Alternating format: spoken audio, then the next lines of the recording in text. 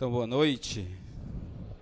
É uma satisfação imensa, né, quando a gente se encontra com gente tão querida, né, com pessoas tão queridas, pessoas orantes, pessoas que andam buscando, né? Não significa dizer que já somos santos, mas estamos nessa busca da santidade, que conhecer cada vez mais a nossa igreja, conhecer cada vez mais a nossa doutrina, conhecer cada vez mais a nossa fé, a palavra de Deus, obviamente.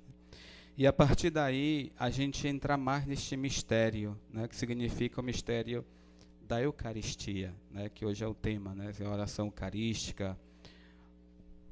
E a gente sabe que tudo se fundamenta ali, tudo se fundamenta na Eucaristia, né, propriamente mais na liturgia eucarística, é lógico, né? Então a gente vai conhecendo como se deve viver, ou como eu devo viver a liturgia, como eu devo viver a missa, como eu devo viver, como já conhecemos, como Eucaristia, ou Santa Missa, enfim, né? A gente sabe que a missa ela se divide em duas grandes partes, não é? Liturgia da palavra e liturgia eucarística. A gente vai ficar com a segunda parte. Acredito que a primeira já tenha falado algo, né? Então, essa liturgia eucarística, ela tem para nós um teor fundamental, né? Porque é aí onde vamos viver ou vivenciar o memorial, o mistério da fé. É o mistério da nossa fé. O padre diz, eis o mistério da fé, significa dizer que é o nosso mistério, né? É a forma como vemos aí, não é mais o pão, não é mais o vinho, mas o corpo e o sangue de nosso Senhor. Então, na liturgia eucarística, atingimos o ponto alto da celebração eucarística, né? Digamos, o ápice, né? O cúmulo, o resumo de toda a nossa vida, cristã. E para entender, faz-se necessário viver aqueles momentos específicos da própria missa. E o que é um momento específico? Pois os momentos que nós devemos permanecer em silêncio, devemos permanecer atentos, devemos acompanhar a própria dinâmica da Sagrada Liturgia, para conhecer, como eu disse, conhecer a essência do nosso ser cristão, que é o próprio Jesus Cristo na Eucaristia. Se não vivenciarmos isso, a Eucaristia, ela passa a ser para nós simplesmente um ritual, né? Uma celebração onde tem seus ritos, mas que não significa nada para nós, se ela não for vivida cada momento no seu tempo, né? Sem pular etapas a liturgia, porque às vezes a gente pula, né? Eu não falo do sacerdote, também, mas eu falo mais de nós, muitas vezes, fiéis, que vamos à Eucaristia, que vamos à missa. Às vezes nós pulamos. Talvez a parte mais fundamental, que é a liturgia eucarística, a gente pula essa parte, né? Porque quase nós não temos que responder muitas coisas. Aí a gente acaba pulando, né? Pulando no sentido de conversar com o colega, pulando no sentido de olhar o celular, né? Por isso que se recomenda não levar celular à igreja, à missa, né? Porque normalmente quando estamos lá o celular toca, aí vamos ter que atender, porque não tem quem resista a um toque de celular na missa. Por mais que você queira, por mais que você diga, não, vou levar só por precaução, mas eu não vou atender, você atende. Se o celular toca, você atende, não tem como não atender, né? Só se você não levar. Então, todas essas coisas faz parte, como por exemplo, às vezes sentar perto de alguém que eu sei que vai tirar minha atenção daquele momento, não é? E eu posso até dizer, não, eu não vou conversar com o colega. Vai conversar com o colega, né? Vai conversar com o filho, vai conversar com o pai, vai conversar com a esposa, enfim. Quer dizer, a gente se distrai muito. E às vezes nós nos distraímos, principalmente naqueles momentos mais importantes, né? Eu até quando eu estava aqui na oração, me vinha aquela imagem, eu não quis proclamar, porque deixei para esse momento, né? Mas sempre vem a imagem, me vieram duas imagens. A primeira foi a imagem de Jesus rezando a oração do Pai Nosso, né? De mãos postas, enfim, de joelhos. E a segunda imagem, o Imaculado Coração de Maria, né? Então, essas imagens, para mim, elas representam muita coisa, né? Primeiro, às vezes o Pai Nosso, nós o rezamos como uma oração mais decorada, né? Pai Nosso que está no céu, santificado seja o vosso nome, pronto, acabou-se, né? E quando vamos rezar Ave Maria, a mesma coisa. Parece que nós não aprofundamos nas palavras, né? Parece que nós não aprofundamos nos sentimentos. Parece que nós não aprofundamos no sentido de cada palavra do Pai Nosso. Quer dizer, você já parou para pensar quantos pedidos existem no Pai Nosso, né? E para que servem esses pedidos? Porque todos os dias nós rezamos o Pai Nosso. Todos os dias nós rezamos a Ave Maria e Santa Maria. Todos os dias, talvez mais de uma vez, né? Quem reza o rosário, reza o texto, com certeza reza mais de uma vez todas essas orações. Quer dizer, faz parte da nossa devoção. Não é simplesmente uma oração decorada, né? Nós sabemos que o Pai Nosso é bíblico, né? É como se você estivesse recitando um texto bíblico, né? Nós sabemos que a Ave Maria também é bíblico, é como se você estivesse recitando o texto bíblico da Anunciação, né? Da Anunciação e da Visitação. Não é uma oração inventada pela igreja simplesmente, ela foi adaptada, né, para melhor ser rezada. Mas ela é um texto bíblico, a gente sabe disso, né? Então é durante a liturgia eucarística que podemos entender a missa como uma ceia, né? Você imagina uma ceia, por exemplo, de fim de ano, né? Normalmente se faz a ceia de Natal, né? A ceia do Ano Novo, né? Sei lá, para tudo é ceia, né? E você imagina o que é uma ceia. Para você, o que é uma ceia? É só simplesmente ali a reunião ao redor daquela mesa para comer algo? É. Uma ceia normal, comum. Imagina o que é uma ceia para você. É. O que é uma ceia? Pode responder, o que é uma ceia? É. Esquece o que é a missa, mas especifica agora, você mentaliza o que é uma ceia. Você faz ceia na tua casa, é? Ceia. Um momento para celebrar, né? Partilhar, um momento de partilha, que é uma ceia, um momento de amizade, né? Junta ali os amigos, as amigas, pois, e vamos festejar. É uma festa, né? Que é uma ceia? Hein? Eu não entendi. Rir, estar juntos, é a roda de amigos, né? Ali extravasar, né? A ceia, né? E se eu fosse perguntar o que era mais uma ceia, com certeza ia surgir muitas e muitas respostas, mas tudo isso significa que é ceia. Agora, para a gente entender realmente o que é a ceia eucarística, é tudo isso junto, só que com mais respeito, só que com mais atenção, não é? Só que com mais, digamos, aprofundamento, né? Só que com mais raiz, só que com mais sentido, né?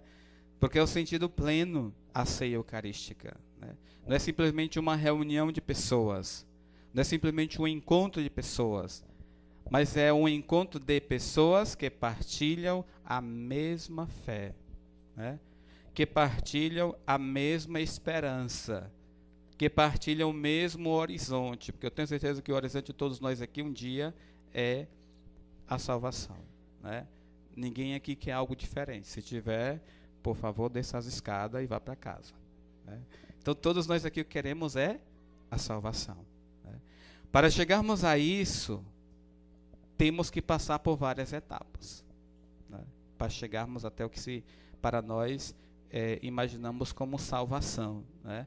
Salvação é o quê? Morar no céu, né? Como tem uma música que diz, o meu lugar é o céu, é lá que eu quero morar. Quer dizer, isso é o que nós entendemos por salvação. Mas será que a salvação já também não começa aqui, na terra? Que talvez para muitos não é a terra em si um inferno, né? Ou que é um purgatório já aqui, enfim, existem muitos questionamentos a respeito disso. O fato é que a Eucaristia, no início da igreja, era celebrada como uma ceia fraterna, como eu acabei de falar, né? Mas foram ocorrendo alguns abusos como os que vocês começam a ler, por exemplo, a carta de São Paulo, a primeira carta de São Paulo aos Coríntios, vocês vão ver que abusos são esses, né, no sentido de exageros, até mesmo na liturgia. Então, após essa lembrança de que a missa também é uma ceia, podemos nos questionar sobre o sentido de uma ceia desde aquilo que já falamos, um cafezinho, né, até o mais requintado jantar diplomático, né, quer dizer, um almoço ou um jantar, enfim, beneficente ou não, mas isso tudo é ceia. Agora entendemos o que é uma ceia eucarística. Pois sim, agora vamos entender o que é a oração eucarística dentro desta ceia, né? Quer dizer, é na oração eucarística, quer dizer, na liturgia eucarística, que aí aquele pedaço de pão e aquele pouco de vinho se converterão em corpo e sangue de Cristo, né? Pela nossa fé, né? E pela uma coisa que se chama transubstanciação, né? A palavra bem difícil, eu demorei um bocado de tempo quando eu estava estudando, para poder pronunciar esta palavra, não porque fosse tão difícil pronunciá-la, sim porque a minha língua não chegava, né? Eu sempre, transubstanciação, né? Eu sempre chegava até aí. Transubstanciação, né? Quer dizer, transformar pão em corpo, vinho em sangue, né? Porque o que comungamos não é só a hóstia, né? O pão, né? É o corpo de Cristo. De primeiro, antigamente, eu lembro, talvez até que os mais idosos, né, os mais experientes, vamos tirar essa palavra idoso, né, que é tão pejorativa, as pessoas mais experientes com certeza vão se lembrar, principalmente aqui a dona Olga, né? A gente não podia mastigar, porque senão saía sangue da boca. Vocês lembram disso? Alguns mais experientes, né? Não podia mastigar, né? Dizia, às vezes, os nossos catequistas diziam que nós não podíamos, olha, você tem que deixar dissolver, né? Até desaparecer dali, pronto, se consumir, né? Não podia mastigar, por quê? Porque senão saía sangue. E era pecado mastigar, né? Isso era o que diziam. Mas a palavra de Deus diz muito claro, tomai e comei. Não é tomai e dissolvei, né? Não existe isso lá na sua Bíblia nem na minha, né? Tomai e comei. E para comer eu tenho o quê? Mastigar. Senão eu não consigo engolir, né? Imagina você com um pedaço de carne grande, você sem mastigar, você não consegue engolir. Engole, mas ele vai entalar, né, Flávio? Cadê o Flávio? Aí está lá atrás, né? Quer dizer, nós temos que mastigar. E a recomendação é mastigar mesmo, né? Porque estamos comendo o corpo de Cristo. Então, a liturgia eucarística, ela divide-se em 3 partes importantes. É a apresentação das oferendas, a oração propriamente dita, a oração eucarística, e o rito da comunhão, que são 3 momentos importantes que devemos entender cada um deles, né? A apresentação das oferendas, né? Apesar de conhecida como ofertório, né, que vocês conhecem, agora vamos cantar o canto do ofertório, e aí vem a apresentação. Mas o que é a apresentação das oferendas? Alguém mais ou menos sabe o que é?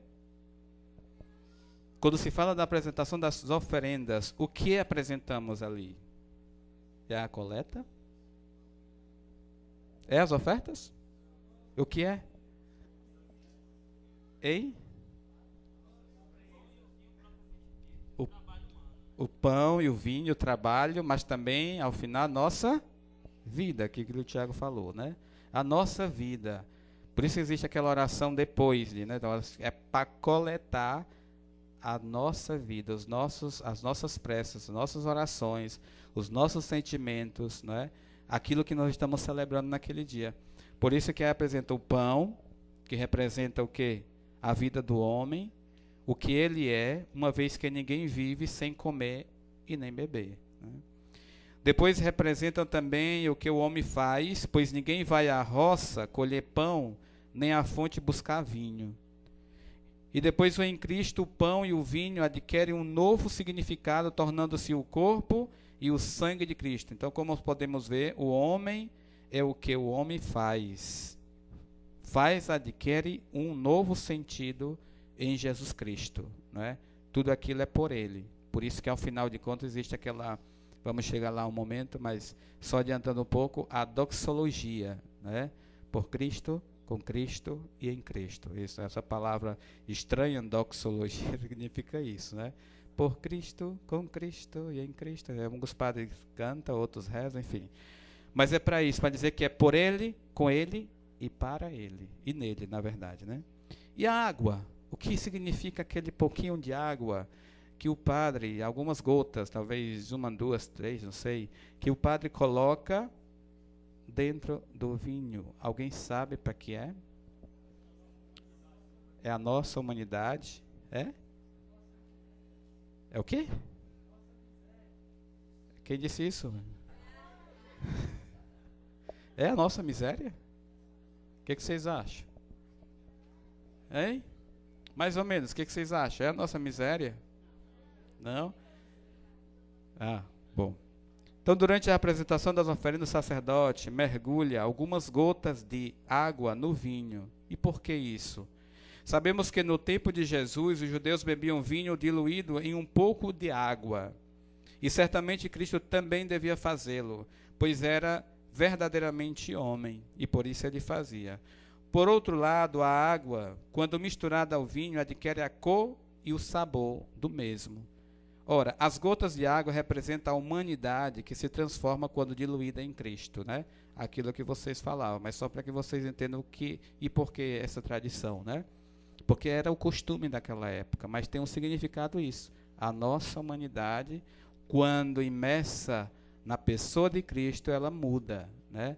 Deixa de ser incolor e passa a ter um sentido, né? Só quando ela é experimentada.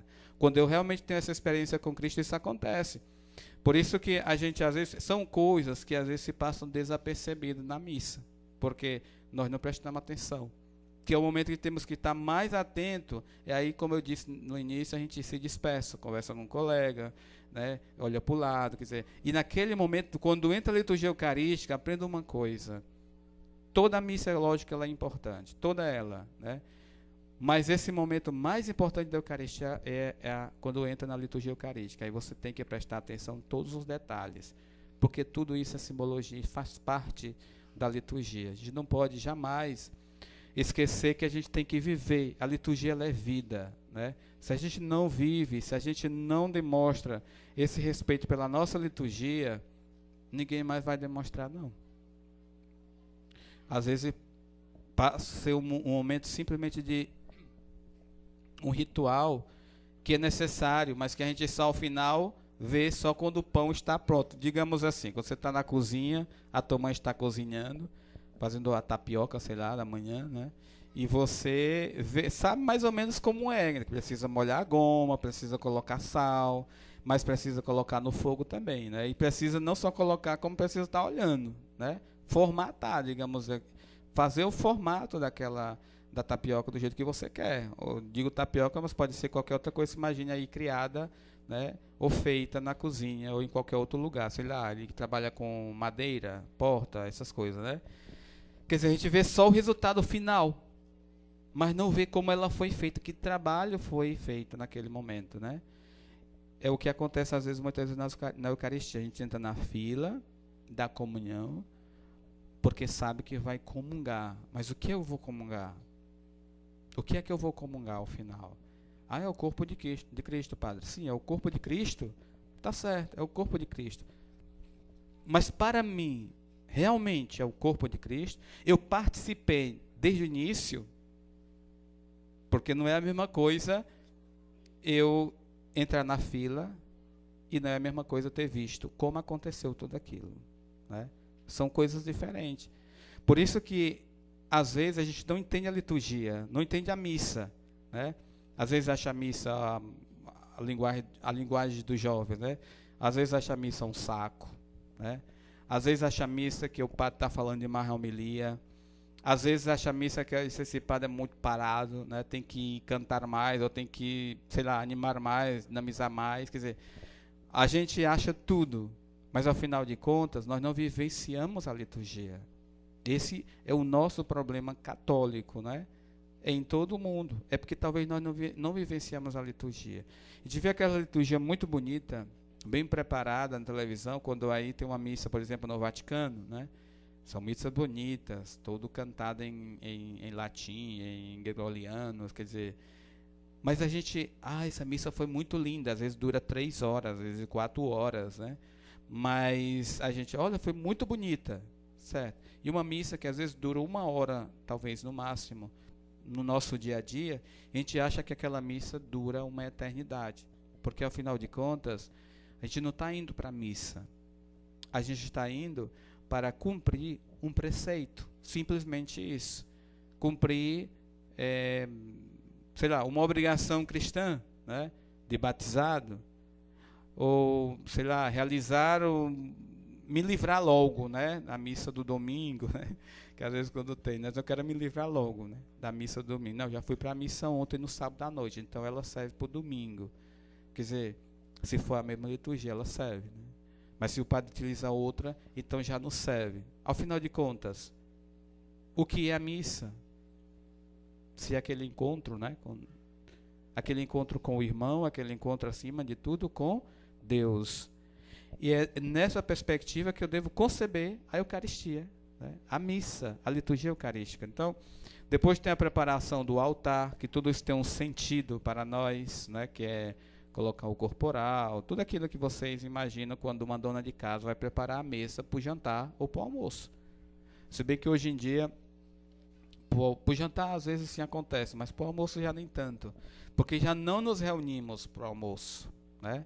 Porque tem a televisão, porque tem o celular, porque tem a internet, porque tem, sei lá, né, tantas coisas, que nós já não nos reunimos para dialogar nesses momentos cruciais. A gente esquece isso, né? Porque de primeiro eu lembro que tinha muito, né? E se reunia, era momento sagrado, era o momento da comida. Era do almoço e do jantar. Era o momento onde nós tínhamos que estar aí, naquela hora que era marcado pelo pai ou pela mãe, né? Não podíamos, se faltássemos, seria por motivo de doença ou alguma outra coisa. Mas se faltasse por qualquer motivo banal, quando chegasse era uma pizza, né, que levávamos. Por isso que hoje essa virtude ela está se perdendo, porque a gente vai acompanhando a evolução do mundo e acaba esquecendo de viver a nossa família, de sermos mais família, de sermos mais filhos, de sermos mais pai, de sermos mais esposa, enfim, de sermos família. A gente esquece isso. Depois tem a apresentação das oferendas a Deus, é onde o sacerdote apresenta a Deus as oferendas através da fórmula: benditos sejais, não é? Senhor Deus do universo, pelo pão que recebemos de vossas, né? Quer dizer, e bendito sejais pelo vinho, etc., extraído da uva, enfim, né? Quer dizer, é a apresentação a Deus de tudo isso. Depois tem a coleta do ofertório, né, onde, como eu falei anteriormente, se colhe todas as nossas intenções, pensamentos pelas quais viemos à missa aquele dia, né? Às vezes eu não saio de casa dizendo que vou para a missa para rezar por fulano, eu vou comungar, sei lá, na intenção de fulano. Essa comunhão na intenção de fulano serve? Serve ou não serve? Quantas vezes você disse que ia comungar? Eu vou comungar pela intenção de, sei lá. Por exemplo, como meu esposo não vai, aí eu vou comungar pela intenção dele. E aí? Serve ou não serve?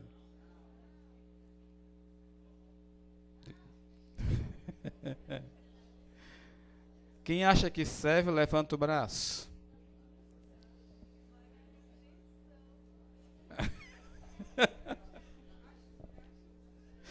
Aí coisa de tensão, de boas intenções, tá cheio, né?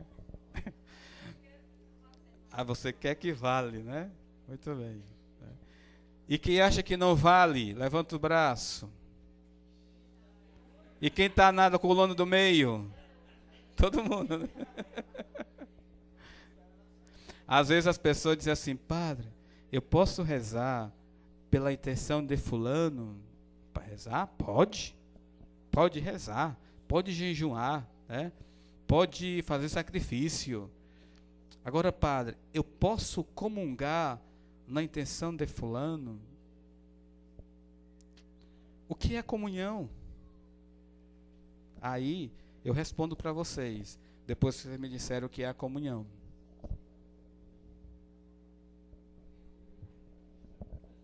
O que é a comunhão, afinal? Tiago? Comunhão. É isso? O que é a comunhão? Um alimento. O que é a comunhão? Ministro da Eucaristia. É Cristo em mim e eu nele, né? Eu vou mudar a pergunta. O que é o estar em comunhão?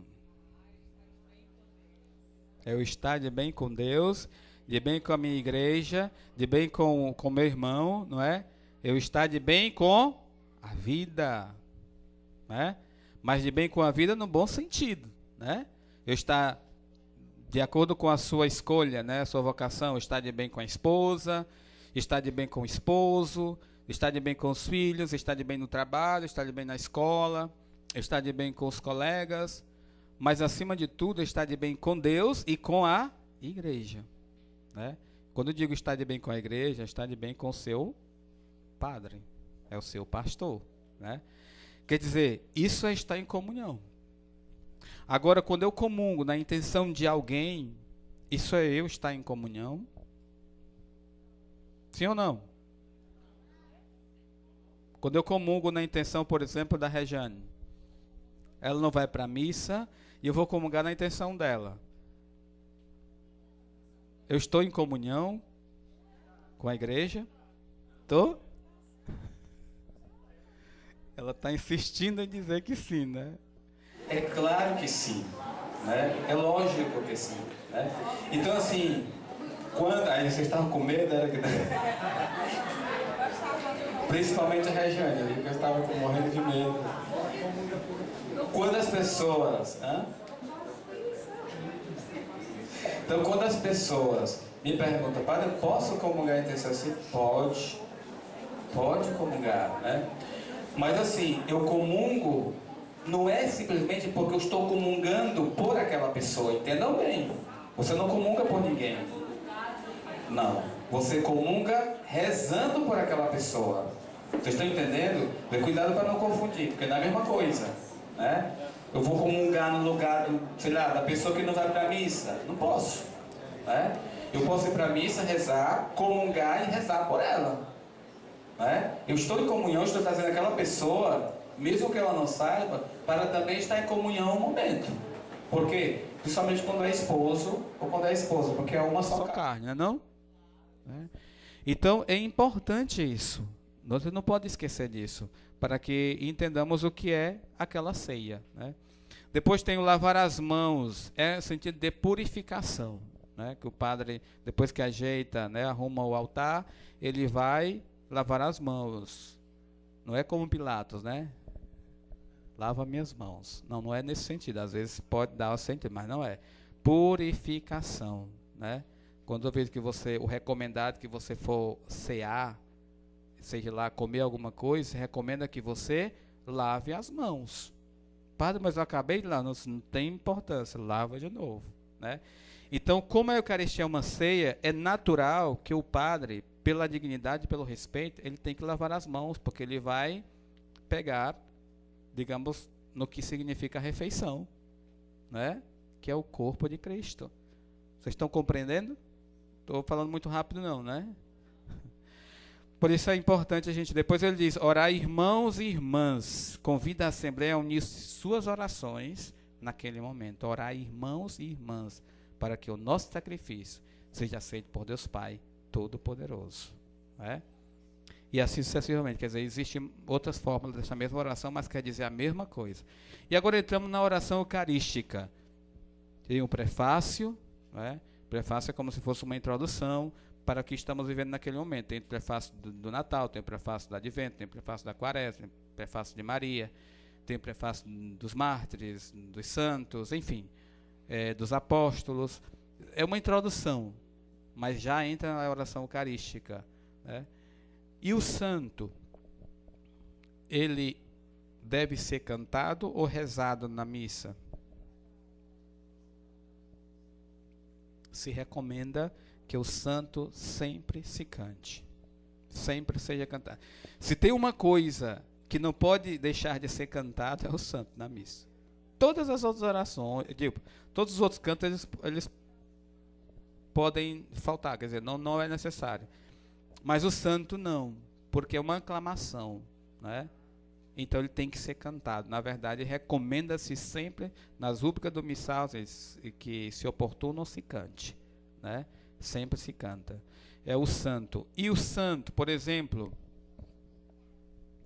aquele santo dos anjos é santo?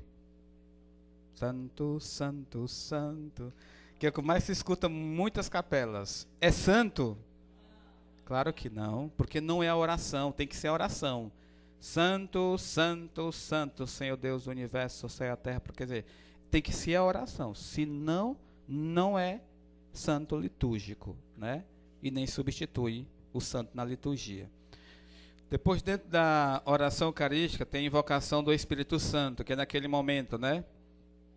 Vocês lembram? Como é a oração? Hã? Mandai vosso Espírito Santo, né? Quer dizer, transformada depois, né? Ele se chama o quê? É um nomezinho que parece com um negócio aí da lua. Como é? Epíclese, né? Epíclese, se chama isso, a invocação do Espírito Santo, né? Na missa, epíclese. Aí, em outras palavras mais fácil, é invocação do Espírito Santo na liturgia, na oração eucarística. Depois tem a narração da instituição e consagração, né? Aquele momento lá né? do voltar, né? Fazer aquela narração. Depois tem outra palavrinha também estranha, anamnese. Sabe o que é isso? Hein? O que significa a palavra amnese? É perder a memória, né? E anamnese? Fazer memória, né? É anam naquele momento. Fazer memória de quê? Né?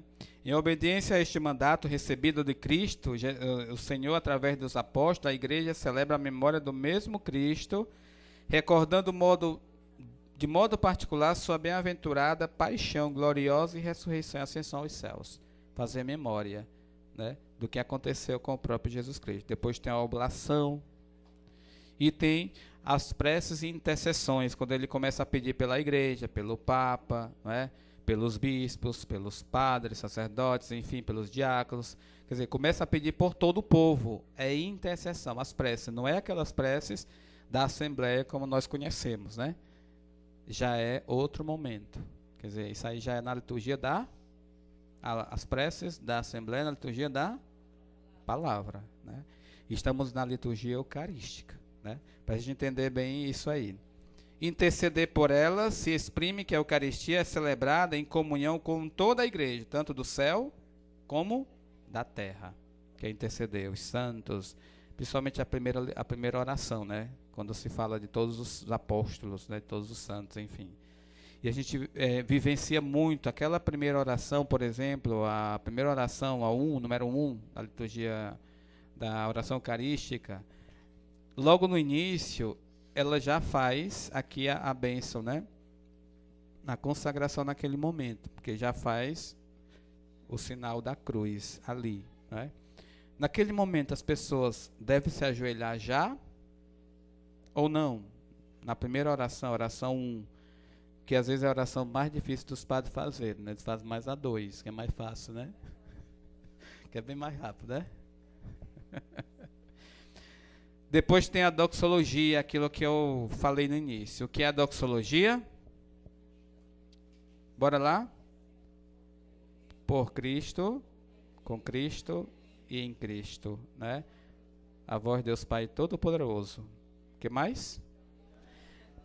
Essa parte, todo mundo é para fazer? Não? Não. Só o sacerdote, né? Essa parte não é do povo. Alguns padres para que o povo participe, diz, levante os braços, né? E vamos dizer comigo, por Cristo, com Cristo e em Cristo. É litúrgico? Não, né? Porque é exclusivo do padre, né? Mas se o padre fizer, está errado? Liturgicamente, sim, né? Mas talvez pastoralmente não, que o povo participa, né? Ele é o presidente, ele manda, né? Mas assim, se for pela liturgia, está errado, não pode. Como, por exemplo, a oração da paz é do padre ou é do padre com o povo? Do padre, né? Agora, quando o padre quiser convidar, convida. É litúrgico? Não, né? Não, porque é exclusivamente do sacerdote, né? Então, a gente tem que ter muito sentido quando eu participo da missa, porque são importantes cada momento, né? E aí vem aquele momento, digamos, crucial, que é o rito da comunhão.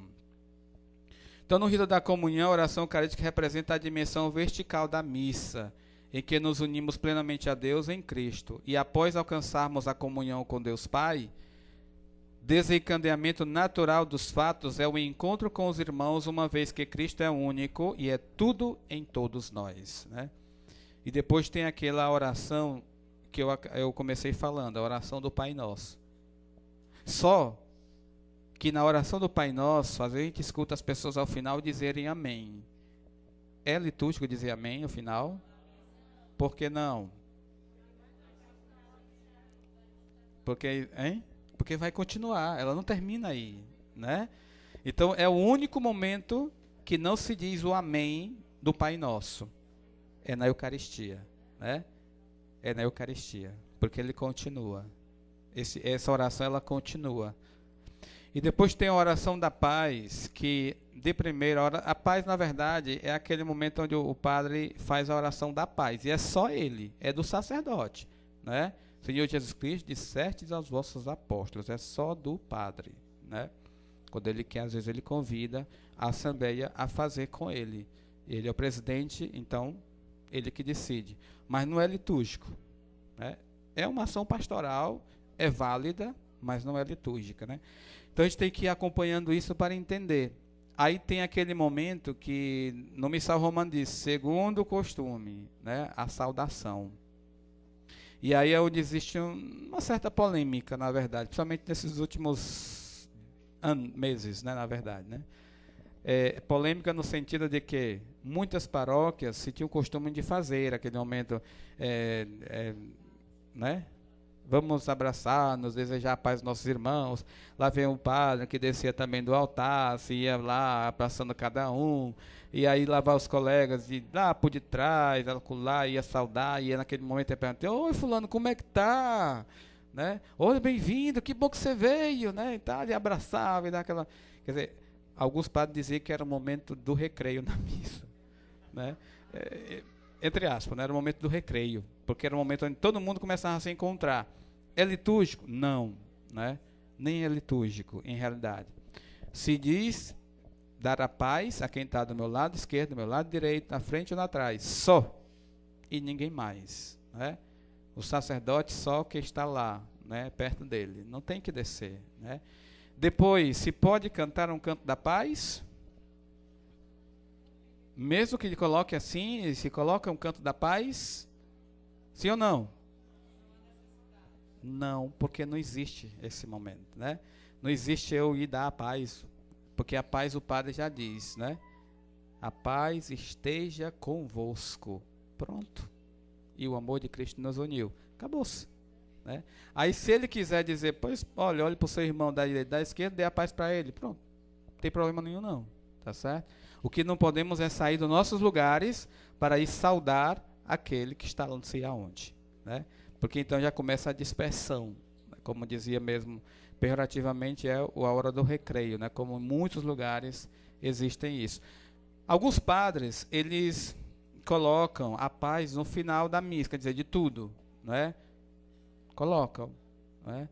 Para as pessoas se confraternizarem, se abraçarem, enfim, né? Que não é mais dentro da missa. Mas está lá, o povo vai embora, o padre já deu a bênção final, eu faço isso, né? É até o momento das pessoas se conhecerem mais, conversarem, enfim, né? E o padre também conhecer as pessoas, né? Que eu costumo fazer isso. Então, assim, mas já dentro não, porque senão dispersa. A gente vai, pouco a pouco, entrando na dinâmica disso. Então, depois tem o Cordeiro de Deus, nesse rito da comunhão, que é quem é o Cordeiro de Deus, senão o próprio Jesus. Quando o padre apresenta, né, o corpo de Cristo, e eis o Cordeiro de Deus, aquele que tira o pecado do mundo, né? E toda a Assembleia responde: Senhor, não sou digno de que entreis em minha casa, mas dizei uma palavra e serei salvo, né? Vocês se lembram qual texto da Bíblia que fala isso? O servo do centurião, né? O centurião, quando disse a Jesus Cristo: não sou digno, não, basta que tu diga que o meu servo ficará curado, né? Quer dizer, esta é a nossa fé, eis o mistério da nossa fé, né?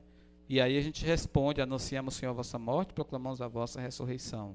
Quer dizer, é a nossa fé que naquele momento se faz que nós recebamos o corpo e o sangue de Cristo, né? Por isso que é importante a gente começar, já passou meu tempo 5 minutos, mas já termino.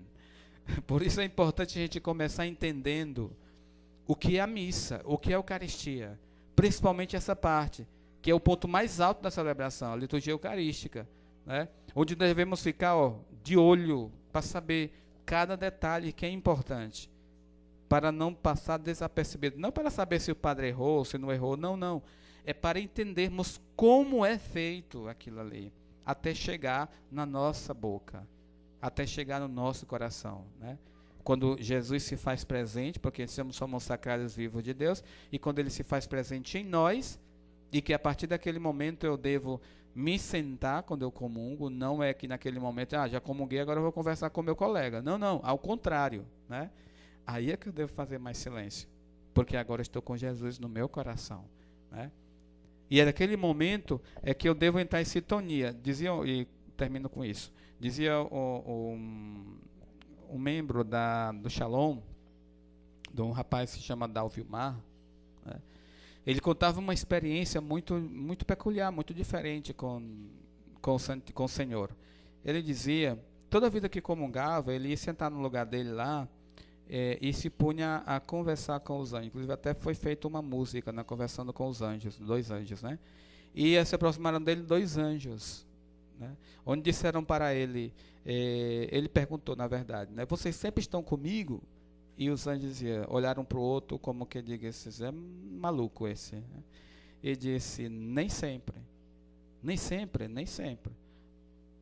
Mas já sei, é quando eu não estou prestando para nada, é quando eu sou não sei o que e tal. Ele começou a dizer, não é. Nesses momentos, é aí que estamos contigo, não é? Então, quando é que vocês não estão comigo? É quando você comunga, porque com você está o próprio Jesus Cristo, né? Então não é necessário que eu esteja presente, que nós estejamos presentes, os anjos estejam presentes, porque você está com o próprio Jesus Cristo, né? Então a Eucaristia é muito importante para percebermos que não estamos com qualquer coisa aqui, que não comungamos simplesmente lá, aquele pão, na verdade, é o corpo de Cristo. E pela minha fé ele se faz presente em mim, e me faz ter experiência. Por isso que aquele pouquinho de água incolor, ela torna-se algo que possa ser visto pelas obras, né? Tem cor, né? E esta cor é que nos faz lutar pelo mundo melhor, lutar para sermos melhores, lutar para conquistarmos, né, as pessoas, no sentido de sermos testemunhas e conquistarmos as pessoas para Deus, né? Então a experiência com Jesus, essa que muitos de vocês já tiveram, se não todos, né, é que nos faz ser diferente. A experiência com Jesus nos faz mudar de vida, né? Nos faz até mudar de atitude, deixar as coisas velhas e passar a assumir algo novo, um jeito novo, uma forma nova, quer dizer, uma pessoa nova, uma pessoa diferente. Essa experiência com Jesus que nos faz ter, e nós a conseguimos na Eucaristia, porque toda missa, não existe uma específica, toda missa ela é de cura e ela é de libertação. Não existe uma missa de cura específica, né? Claro Que a gente se denomina, né? Hoje vamos para a missa de cura. Não, se toda ela é de cura. Toda a missa. Agora, claro, tem umas missas que tem algumas orações mais, algumas específicas, tudo bem, né? Mas a missa em si, ela já nos cura, ela liberta, ela salva, né? Porque Jesus Cristo se faz presente na Eucaristia, e o seu corpo e o seu sangue se faz presente na nossa vida. Amém? Muito obrigado pela paciência.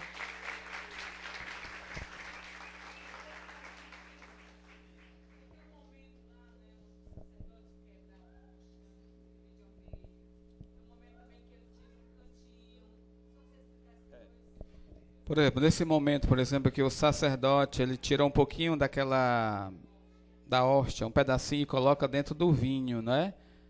O que significa aquilo, na verdade? O que vocês acham? Hã?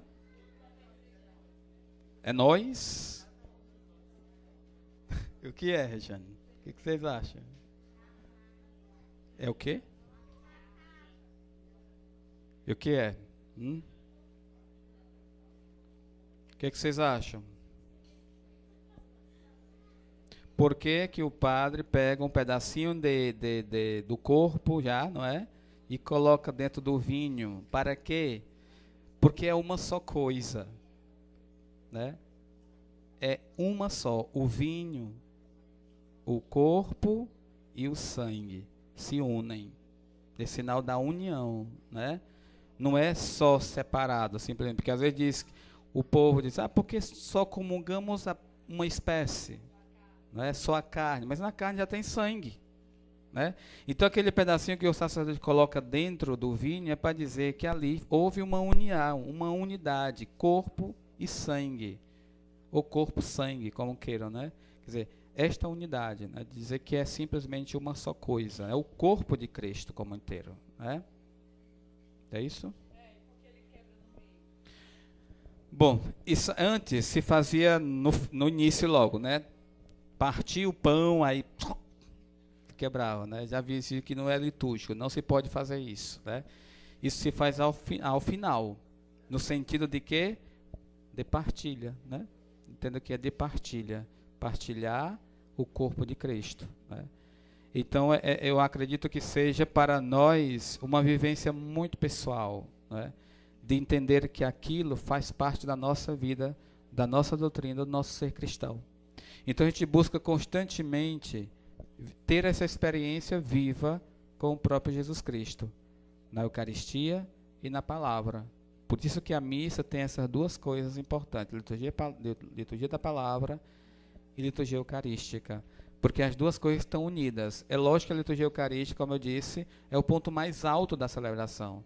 Mas as duas estão unidas e não se pode separar, né? Eu não posso chegar simplesmente e só fazer a liturgia eucarística, né? Tem que ter todo o ritual da missa em si, da celebração, né? Para entendermos que é um todo, né?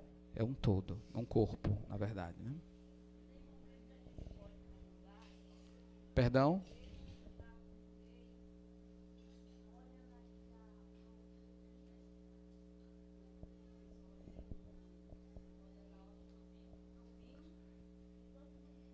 Não, não é no vinho, correção, no sangue, né? É, isso. Não, é porque eu acabei de falar, né? Por questão de praticidade pastoral. Numa paróquia, por exemplo, aqui, eu acredito que participe mais de 200 pessoas na missa, né? Muito mais, né? Então imagina dar a comunhão às duas espécies, né? Precisaria preparar bem uns 10 cálices, não é? E correndo o risco de que muita gente não sabe comungar duas espécies, que pode pingar o sangue de Cristo no chão, né? E aí isso é mais sério, porque então já tem todo um detalhe para recolher e tudo isso. Então, para a praticidade pastoral, pela multidão, então, e pela agilidade da comunhão, se faz só uma espécie, mas é o corpo e o sangue de Cristo que recebemos, né? Não é só o corpo, né, sem sangue, porque é vida o sangue. O corpo sem sangue é morto. Então tem que ser o corpo e sangue. Então a gente já sabe que ali também, aquele pedacinho de carne também está o sangue, né? que é vida, que faz vida em nós, né? Amém? Pois muito obrigado pela a paciência.